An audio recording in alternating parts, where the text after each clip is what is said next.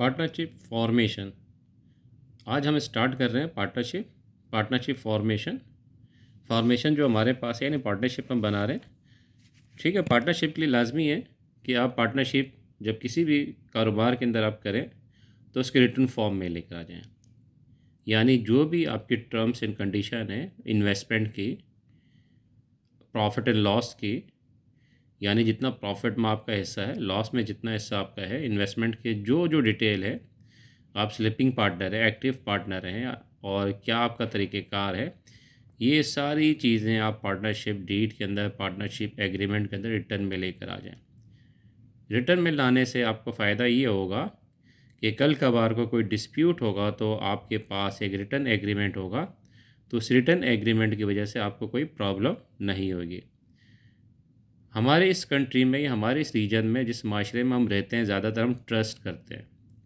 इस ट्रस्ट करने की वजह से हमारे पास काफ़ी प्रॉब्लम आ जाती है, क्योंकि हम रिटर्न में नहीं लेकर आते उन चीज़ों को। जो हम कारोबार कर रहे हैं, जो चीज़ें हम एक दूसरे से शेयर्स कर रहे हैं, उसको हम रिटर्न फॉर्म में लेके नहीं आते। जब आप किसी चीज़ को रिटर्न फॉर्म में लेके नहीं आते तो फिर वो वहाँ पे मसाइल खड़े हो जाते हैं। तो लिहाजा जब कभी भी आप कोई काम करें, पार्टनरशिप एग्रीमेंट, कोई भी काम हो, पार्टनरशिप के अलावा भी कोई लेन देन कर रहे हैं, कोई आप किसी से परचेज़ कर रहे हैं, कोई सेल कर रहे हैं, कोई भी काम हो, किसी को आपने उधार दिया है, कर्ज़ दिया है, वो भी आप अपने पास लिख के रख लिया करें, उस पर साइन करा दिया करें। उससे ये होगा कि आपके पास एक सेफ साइड रहेगा, जिसने अगर आपसे कोई कर्ज़ लिया है 1 लाख रुपए का, अगर आपसे एक लिख के ले लेते हैं 1 लाख रुपए आपने मुझसे कर्ज़ लिया है और आप मुझे 6 माह बाद वापस कर देंगे, तो एक लीगल बाउंड आपके पास आ जाएगा। कल कभार को वो उससे एस्केप नहीं कर सकता, भाग नहीं सकता, इनकार नहीं कर सकता। जब आप रिटर्न में नहीं लेते किसी चीज़ को, तो अगला इनकार कर दे तो आपके पास कोई गवाह, कोई विटनेस, कोई ऐसी चीज़ आपके पास नहीं होती जिससे आप साबित करें कि वो बंदा गलत कह रहा। तो लिहाजा जब मसाइल खड़े हो जाते हैं, फिर कोर्ट में जाते हैं। तो कोर्ट में सिर्फ एविडेंस को देखा जाता है। अगर आपके पास कोई एविडेंस हो, कोई सबूत हो, तो आपके हक़ में डिग्री हो जाएगी, अदरवाइज़ आपके हक़ में डिग्री नहीं होगी। तो लिहाजा पार्टनरशिप कायम करते हुए लाज़मी तौर पे आप पार्टनरशिप में जो भी एग्रीमेंट है, जो भी शराइत है, आप उसको लिख लें। अब देखें, पार्टनरशिप फॉर्मेशन हमारे पास 3 तरीके से आपके पास फॉर्मेट होती है। अगर पार्टनरशिप फॉर्मेशन की हम बात करें तो हमारे पास ये 3 तरीके से, एक हमारे पास है cash contribution only,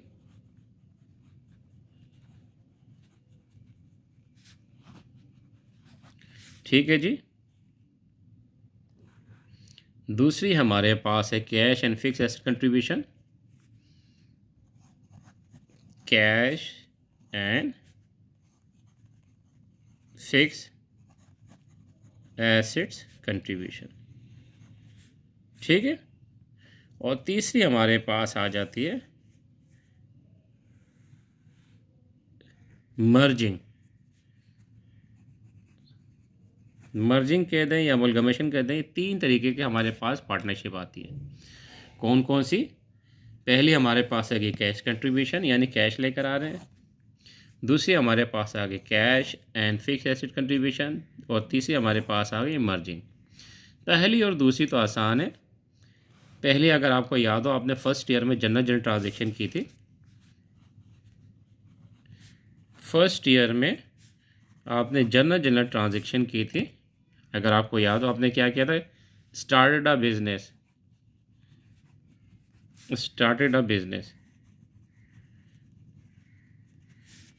with cash investment. Started a business with cash investment, अगर आपको याद आ रहा हो, पहली ट्रांजैक्शन थी। आप इसकी क्या जनरल एंट्री पास करते थे? कैश डेबिट, और जो भी साहब है उनका कैपिटल क्रेडिट। ये एंट्री आपके पास होती थी किस में? कैश कंट्रीब्यूशन में।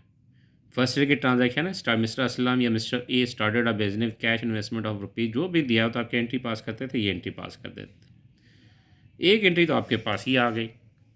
दूसरी आपके पास ये वाली है कि आपके पास है cash and fix asset contribution.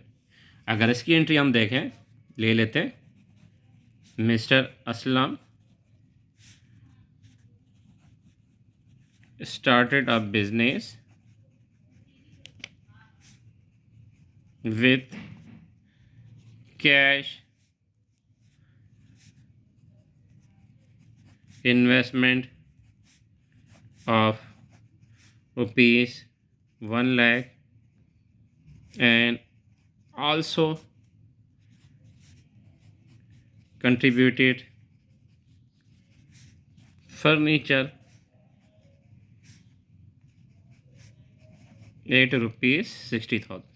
ये एंट्री भी आपने फर्स्ट ईयर में की हुई थी। अगर आप ये तो कह रहे मिस्टर असलम साहब ने कारोबार स्टार्ट किया, कैश इन्वेस्टमेंट की कितनी, ₹1,00,000 की, और फर्नीचर कंट्रीब्यूट किया कितने, 60,000। फिर क्या क्या जनरल एंट्री पास करेंगे। जनरल एंट्री हम पास करें तो अब क्या करेंगे, कैश डेबिट कितने लेकर आए, ₹1,00,000, और क्या लेकर आया, फर्नीचर। फर्नीचर क्रेडिट कितने से, 60,000 से, और क्या आ गया, मिस्टर असलम कैपिटल क्रेडिट 1,60,000 से।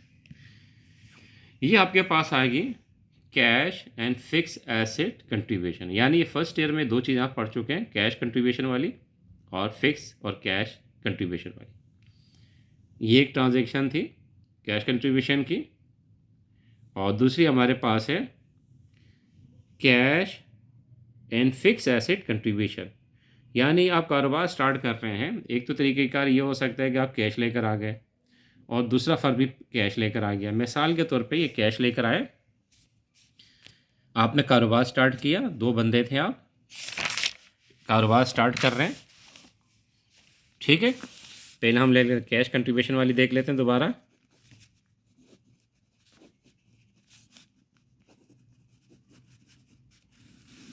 कैश कंट्रीब्यूशन में क्या होगा आपके पास, mister Aslam and Ahmad decided to make a partnership. Mister Aslam और अहमद ने डिसाइड किया पार्टनरशिप बनाएंगे, ठीक है। बोथ पार्टनर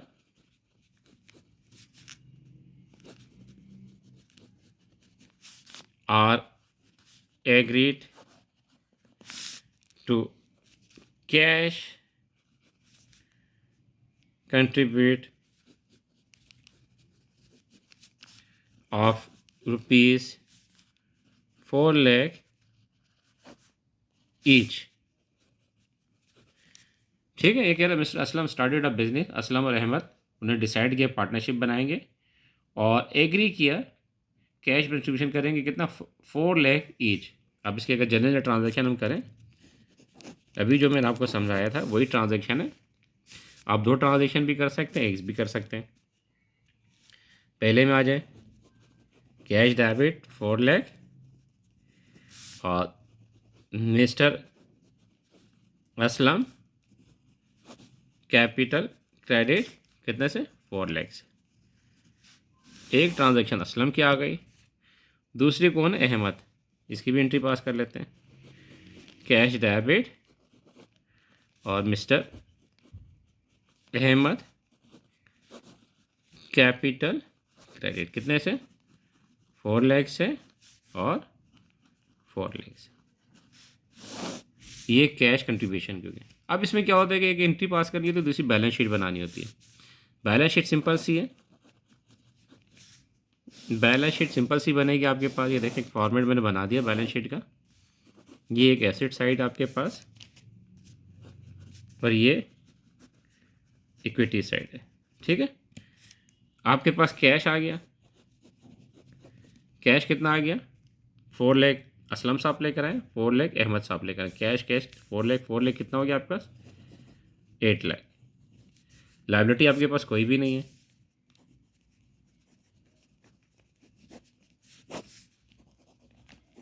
ऑनरशिप में आ जाए,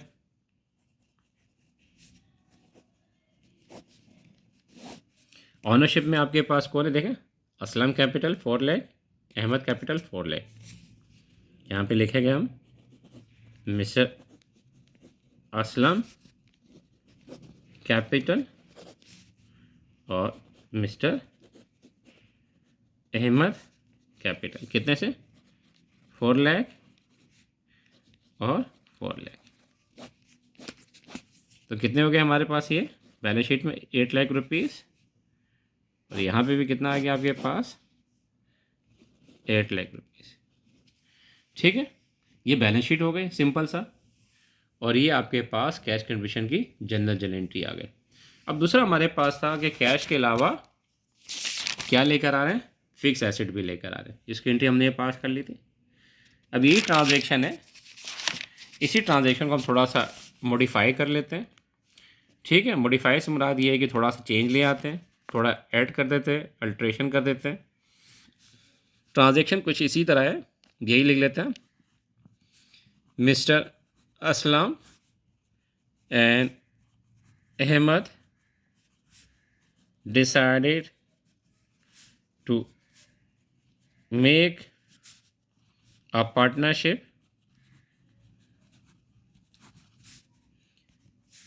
ठीक है, mister Aslam and mister Ahmed decided to make a partnership. ठीक है, मिस्टर असलम इन्वेस्ट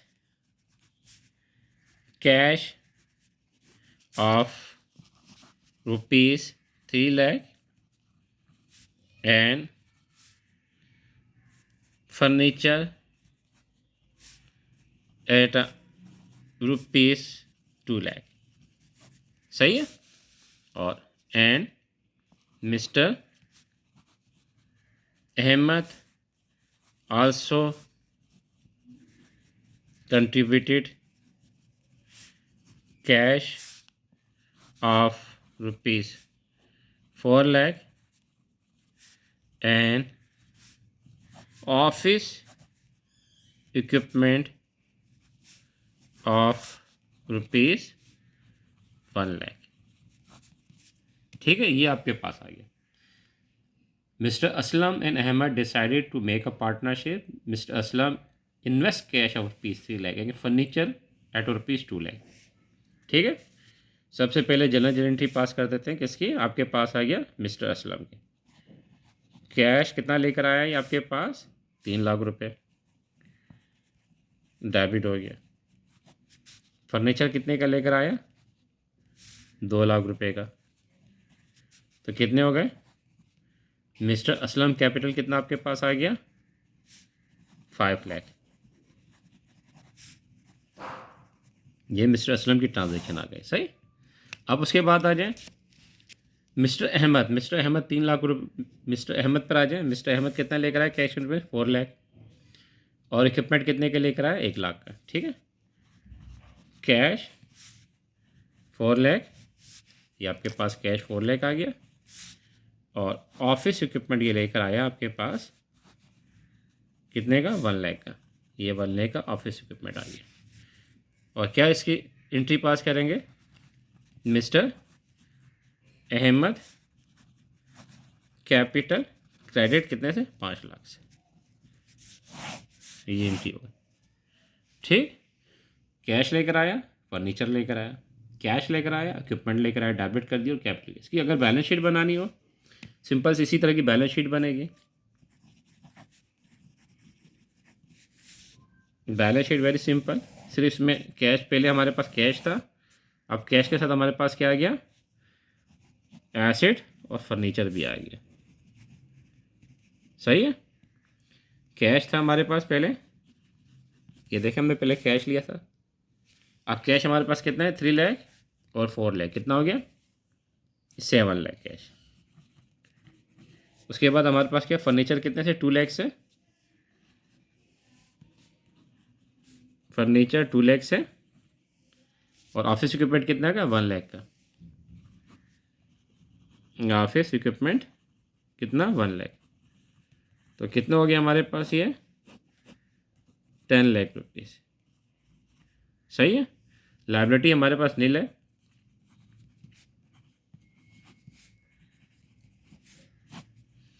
अब हमारे पास कैपिटल में कौन, mister Aslam capital 5, mister Ahmed capital 5, mister Aslam